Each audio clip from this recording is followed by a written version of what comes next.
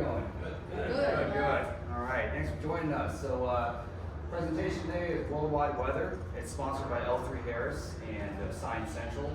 And we're a science research developer that specializes in space systems here in Fort Wayne. I work there as an engineer, and I'm here to present this presentation. Spent the summer to put this together, so I'm really happy that we get to share some of the stuff we're doing here in Fort Wayne in regards to weather and in space as well. So I'd like to start off by saying this presentation is focused on just generals of weather and things that we can observe and forecast. A lot of the information we provide goes to your weather stations, and that's how meteorologists are able to form their predictions. Does anyone here know just give me a definition of a meteorologist, anyone? It's all right. Yep, so as a professional that specializes in taking data sets like the ones we have here and turn them into weather predictions based off of how weather systems form and how they move across water and land.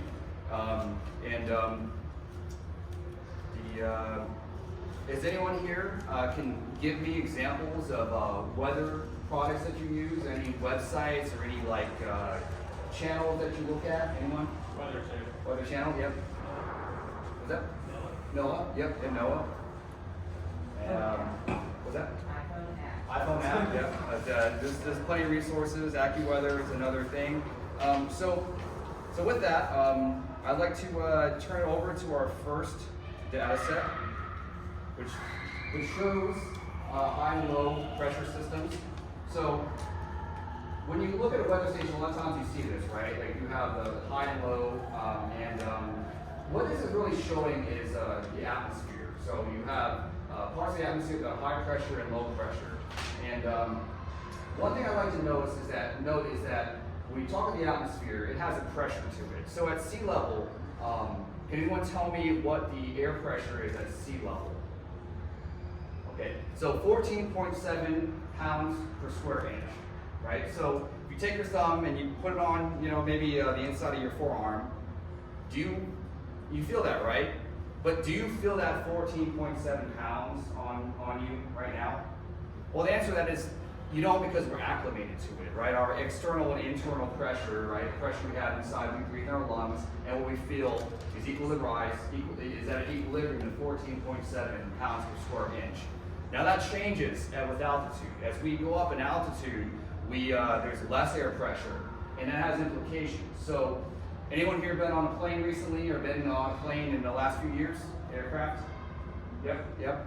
So the aircraft cabin has to be pressurized. It's pressurized roughly at 1 atmosphere, which is equivalent to 14.7 pounds per square inch. The reason why is because at that altitude, there's not enough oxygen for you to breathe without unassisted.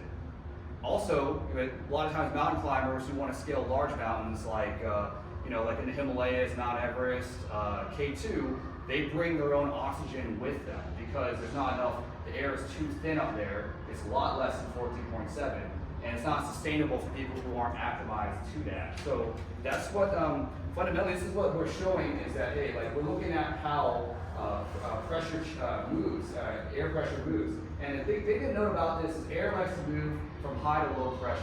And that leads us into our next data set. And this talks about the wind, right?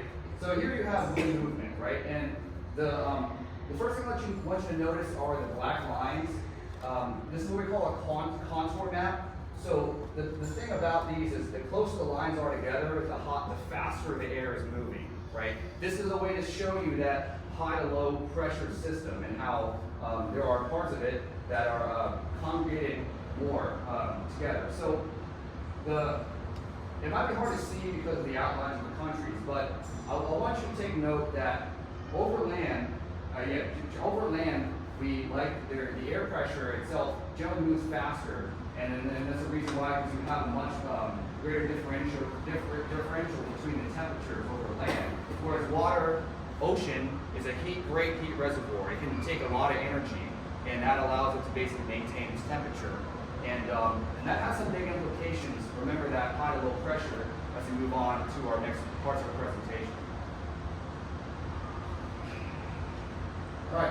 So here we have, we look at, this is an altitude map of clouds. So the colors you see here, the purple, right, you see some purples and blues, these aren't the actual colors of the clouds. What they represent is the altitude. And this data, what it's returning is infrared energy, infrared light. So can anyone tell me what infrared light is? Anyone have just a simple definition of infrared? All right.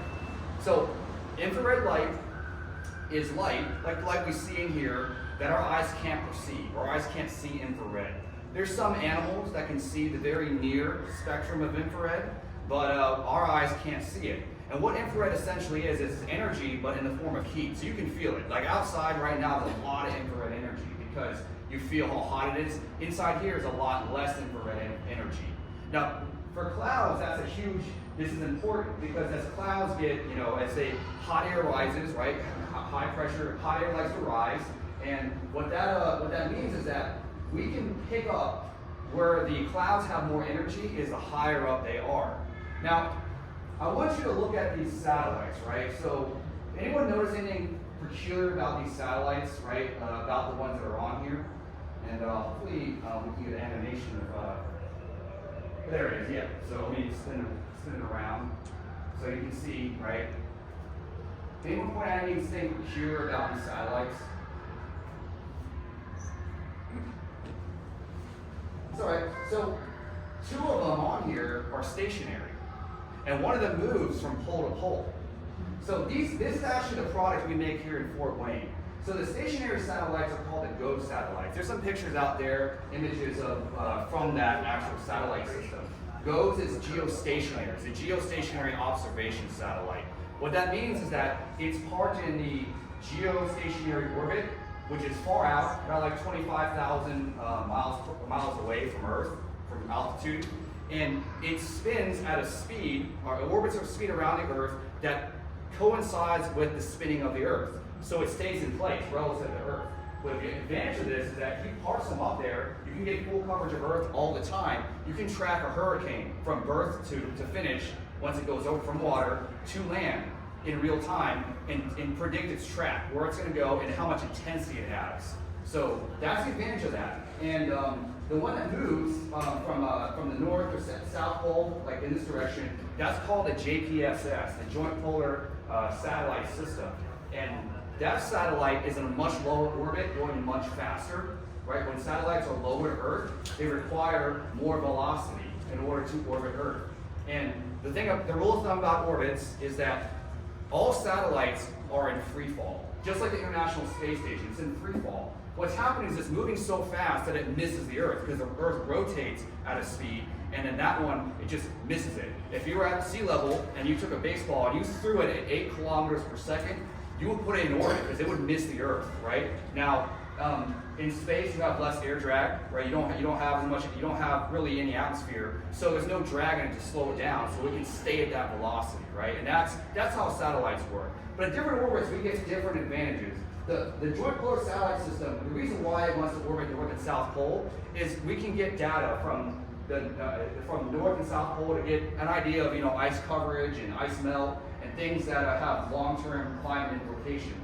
Whereas the geostationary satellites, the ones that are stationary, allow us to have a view of just weather systems as they are occurring, whether hurricanes, typhoons, whatever we want to look at. So the next data set here looks at precipitation, right? So you see the color scheme for the clouds change, and this is also an infrared image as well. But it's color coded in a way that shows the level of precipitation. So can anyone tell me what precipitation is? Anyone give me an idea of, just throw out some terms? Rain. Rain, yep. What were you going to say? Rain. Rain, snow, yep. Hail. Hail, yep. So precipitation is we can, when clouds get higher and higher and they form, right? There's energy that goes up, as heat rises, it starts to collect in a mass, and we can, as it gets more denser and it gets cooler, and that causes condensation, which we see the effect of rain back on it. So we can determine based off the energy transfer from the Earth to the atmosphere, what is the likelihood of rain? Right? To an extent, I mean, it's obviously a science that is getting better with time. But this is kind of what this is showing. And I want you to notice too that if we look at the orientation, right? There's anyone notice anything about the equator, right? Like roughly the equator. What do you notice about the equator? Band of precipitation. There's a band of precipitation, right? So you have north and south forces, wind direction that's affected by the spinning of the Earth, and we call it Coriolis. And so if you could, you have to visualize it. But you can imagine wind coming this direction, and then wind coming down this direction from the North Pole and then the South Pole, and collecting at the center, which we call a convergence zone. So that's an example of how the physics of the Earth turning and also energy transfer coincide and allow us to get an idea of where we can expect precipitation, and also is there some kind of system, some kind of energy system that's pushing it over our area, our neck of the woods. So this next data set looks at the hurricanes in a 2020 hurricane, right? So I think this is kind of split here, but I'll try to rotate it. So you can see, everyone can see. Let me go ahead and just split the screen so we can all see it at the same time.